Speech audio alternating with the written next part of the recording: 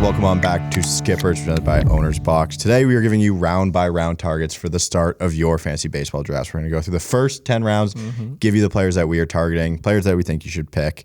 So, Jeremy, get into your first round. You didn't say 10K subs? 10K subs. Hey, we're going for it. We need it. Yes. 24-hour stream. Jeremy will do terrible things that are allowed on the internet, but he'll do them. Discord, join the Discord as well. Yes. Link will be in that bio. Jeremy, round one. Round one. So obviously this completely depends on when you're drafting. So we're going to list some players where we like kind of late, middle, early. Abe's going to break down first round a little more than me, but I think one guy you should keep your eye on is Kyle Tucker. We know that he's going to get that top 4 role in the batting order for the first time in his career. He can steal bases. He can hit for average. He can hit for power. I think late in the first round, past like 7, look for Kyle Tucker. I think he will be huge this year for fantasy.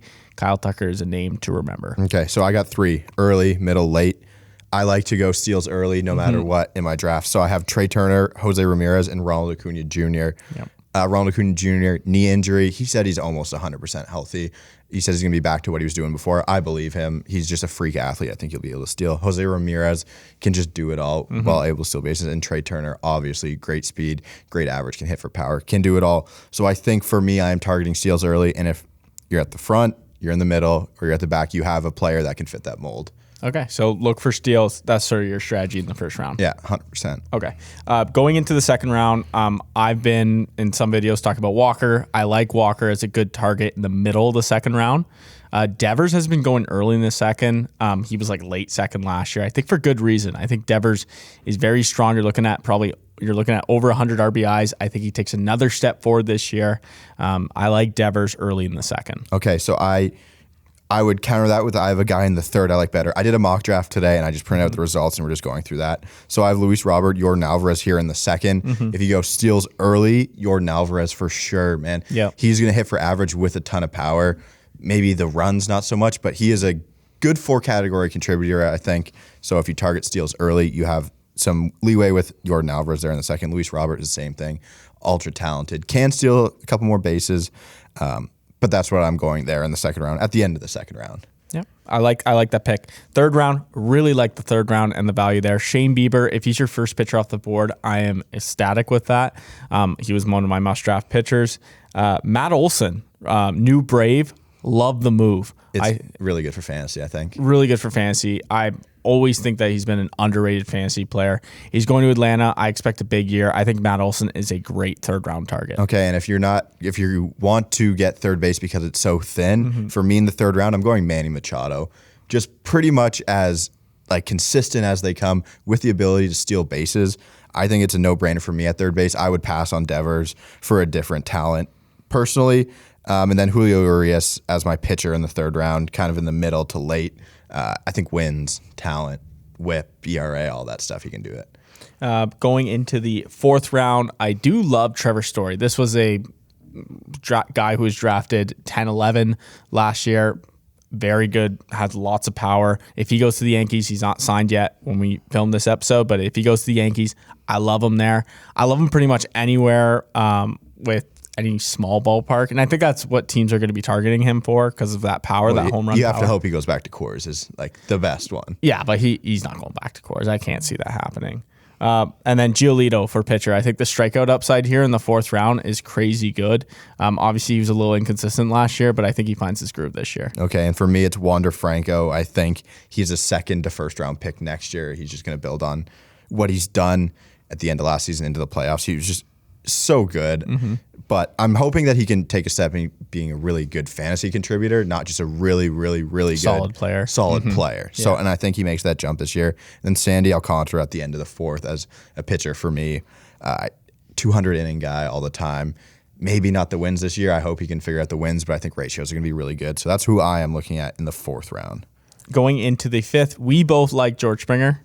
Yeah. I think if he's healthy this entire year, he could be a league winner, to be honest. Like that's a second round pick right there, healthy. Yep. And I also have in this round Randy Arozarena in the back half. I think that he had that great playoff performance in 2020. Came in 2021, he was like average, solid. People thought he was going to be sort of like a bust. they were projecting, but he's solid. He's like 2020 type player. I like him in the back half if you need an outfielder. You figured it out. And then the first baseman I'm targeting is Pete Alonso here in the 5th. Yeah, no I've surprise. said it in the must draft video. He did get in a huge car accident and almost die, which really threw off everything I was hoping to talk about. So hopefully he's back in spring training and he's not. He seemed like he was okay. So Pete Alonso, I'm still drafting in the 5th round when I get a chance. Love that. Going into the 6th, Luis Castillo. I think that he is a very good value there in the 6th round. Ace potential. He figured it out in the back half of the season, which is nice to see. Corey Seager. Love him on Texas this year. That's who I wrote down as a target in the 6th. If you're looking also for an average guy, I think Corey Seager is a phenomenal option in the 6th. Yeah, I don't know where he was getting drafted last year, but there was a lot of talk. Hey, Corey Seager, MVP. He was like second. He was like early second last year. Yeah, crazy. I don't know. I guess the ballparks kind of hurt him, but I think he's in for a big year. And then for me, Max Fried, if you're looking for a pitcher, I think he is a very consistent pitcher. He showed in the playoffs that he was good. Just a guy that I am willing to not. I'm not having to go take a real big chance on Max Fried. You kind of know what he is, so it's kind of safe if you go a big, high upside guy as your first pitcher. Max Fried kind of steady as they come, in my opinion. Okay. What do you got in the 7th? 7th, I talked about Jesse Winker. I'd prefer him in the 8th now with the trade with Seattle. Obviously, his value goes down. I hope the ADP adjusts, so hopefully you can target him in the 8th, but in this mock, he went in the 7th. And Tyler O'Neill, I think he's a guy with power and speed that you could get in the 7th round, which is a rare combo that you'll get that late. For me, it's Joe Musgrove. I think people are kind of sleeping on him as well. Again, I'm starting to go a couple pitchers in a row because I went all bats kind of early. I think there's no reason that he should be in the 7th round. The upside is there. He showed his talent. Joe Musgrove for me in the 7th. Who you got in the 8th? 8th, love Logan Webb. I think what we saw is true form in the playoffs. We saw how nasty his stuff was. I think Logan Webb is a great option in the 8th for like an ace you're getting in the 8th round. Chris Bryant, I think he's a little underrated here. He had a very solid season last year. He's going to be signing with a new team potentially. I heard the Rockies were thrown out. That would be good for If fantasy. he goes to the Giants, potentially might re-sign him. I think they're all the most important thing to think here is he's going to hit 3 pretty much for any team. Sure. So I think Chris Bryant is a great 8th round pick. For me, Ketel Marte and Will Smith. Will Smith of the Dodgers. Okay. So Ketel Marte, I think is really good. I talked about him a little bit in our first mock, but he has the potential to get some MVP votes. He's not going to be on a good team. It's going to hurt him. The average, the power, it's all there. Ketel Marte doesn't really steal, though, for a guy who's really fast, which kind of sucks. But if he gets let loose somehow, that would be awesome for fantasy-wise. And then Will Smith, really consistent last year. With the NL having the DH, Will Smith is going to play a ton of games over this season. You don't have to worry about him losing time to Austin Barnes last year, but if he's not usually going to sit, he should be the DH when he's not catching more at-bats. Perfect opportunity to put in your catcher slot. Yeah, the catcher position is slim to none this year. For the 9th round here, I have DJ LeMahieu. Love him this year. I think that there's great value there in the 9th, especially if you're looking for average. I think he has a very good bounce-back year this year. Okay, and my 2 in the 9th are Dylan Cease and Blake Snell. Dylan Cease, pretty good year last year. Blake Snell, really disappointing year last year. But I think Blake Snell was really good in the second half and shows what he can do. The talent was there in Tampa Bay. Everyone knows it. I think it is a clear and easy bounce back spot for Blake Snell, and he's going to take very good advantage of that, and you should take him in the 9th round here. Dylan Cease, upside is through the roof. You always love Dylan Cease. I mean, the fastball, there's so much spin on that fastball. People can't hit that. What do you got in the 10th, Jer? Jordan Romano of the Toronto Blue Jays. Toronto Blue Jays are going to be an unbelievable squad this year. And Jordy there's no reason why the Jays would go away from him.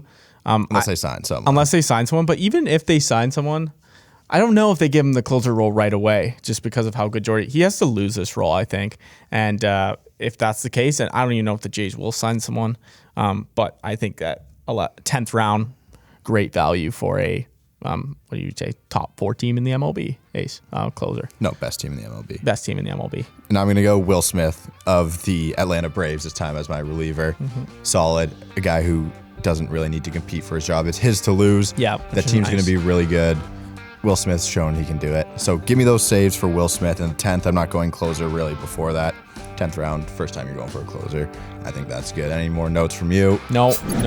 Again, join the Cord sub. That helps out a lot. Thank you, everyone, for tuning in. We will see you next time.